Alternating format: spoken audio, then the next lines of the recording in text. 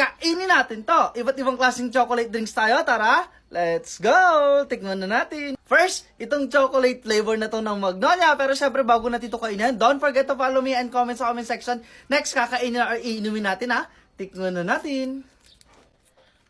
Titikman natin dyan kung ano pinakamasarap sa mga flavor na yan ha.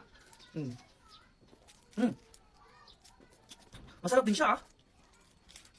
Next, yung choco ng Zesto. At eto yan guys, tikman na natin.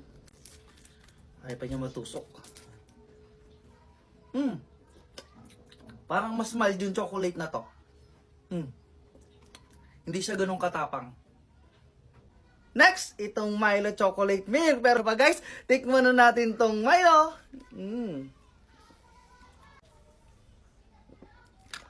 Next, itong Chucky. Tikman na natin.